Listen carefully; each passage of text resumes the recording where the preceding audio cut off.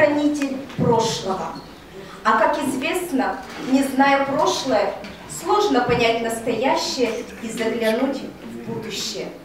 И сейчас перед вами выступит методист лаборатории развития этнокультурного образования Поляков Евгений Викторович с песней композитора Александра Зацепина на слова Леонида Дербенева «Есть только миг».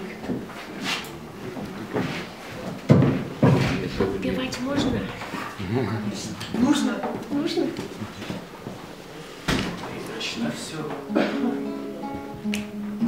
в этом мире бушующем. Есть только миг, за него и держись. Есть только миг между прошлым и будущим. Именно он называется жизнь. Вечный покой сердце вряд ли обрадует. Вечный покой для святых пирамид, а для звезды, что мало и падает, есть только миг, ослепительный миг, а для звезды, что мало и падает, есть только миг, ослепительный миг. Этот миг долетит сквозь столетия, но не всегда по дороге мне с ним. Чем дорожу, чем рискую на свете я, мигом одним, только мигом одним. Призрачно все в этом мире бушующем. Есть только миг, за него и держись. Есть только миг между прошлым и будущим. Именно он называется жизнь. Спасибо.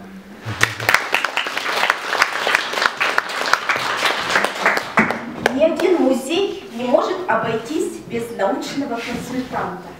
И у музея учительства есть свой научный консультант. Приглашаем на нашу сцену кандидата исторических наук, директора музея истории Ольгу Евтихеевну Бондаренко.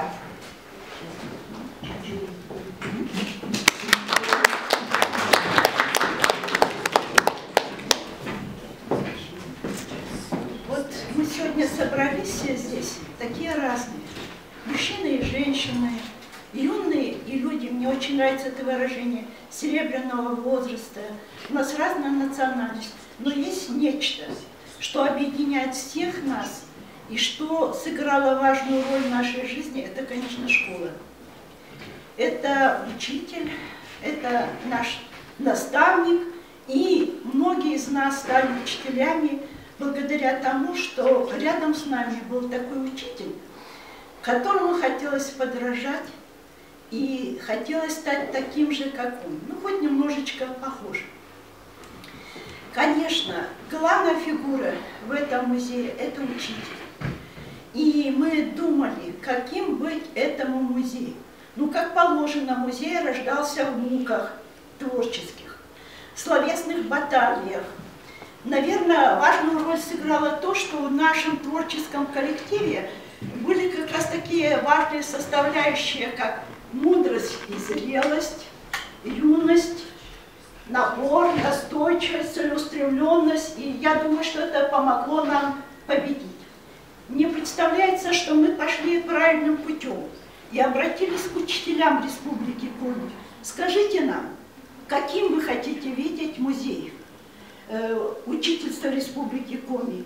И они откликнулись. И мне очень приятно сказать, что многое из того, что они нам предложили, что они хотели бы видеть, сегодня они могут увидеть в этом музее. Я хочу сказать, что времена разные. Дореволюционный период, советский период, современный период. А мне представляется, что знаковая фигура учителя, она остается неизменной, что лучшие учителя для них во все времена, и до революции, и сегодня, и в советской замечательной школе, были характерны такие черты, как прежде всего любовь к детям. Это стремление понять каждого ребенка, это желание, умение творить, творчески относиться к своей профессии. Вот для чего музей-то нам нужен? Я долго думала об этом, и мне представляется, что прежде всего, когда мы говорим о музее, я уже сказала, что главная фигура – учитель, мы можем говорить о человеческом измерении народного образования в Республике Коми. Это человеческие судьбы, страшные, трудные, в то же время замечательные. Это такие учителя, как Феоктиста Ивановна Забоева, как Полина Степановна Маркова, выпускница пединститута, герой социалистического труда. То есть для них во все времена были характерны профессионализм, гуманизм, стремление сделать нашу жизнь лучше и людей в том числе.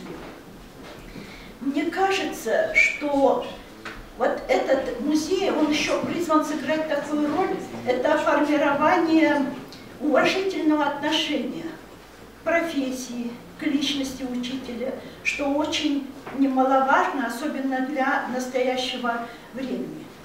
Мне представляется, что у этого музея большое будущее.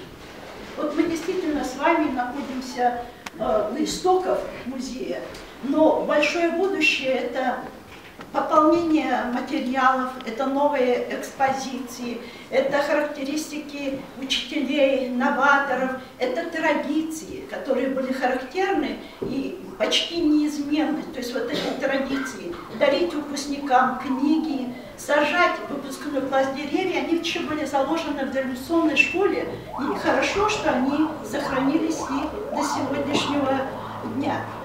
Я не сомневаюсь, что этот музей будет интересен многим посетителям, и ученикам, и учителям, и тем, кто когда-то работал, кто сегодня работает. И, наверное, остается только сказать, если можно так выразиться, добрый путь, музей учительства Республики Коми. И в завершение я хотела бы поблагодарить руководство института за предложение, которое было мне сделано. Я более 20 лет занимаюсь темой народного образования, вот войти в состав творческого коллектива, но и в какой-то степени тоже реализовать и свои научные интересы. Но я хочу сказать, что вот это успех коллектива, всех тех людей, которые творили, которые работали, ну, наверное, можно сказать, слава этим людям. Спасибо.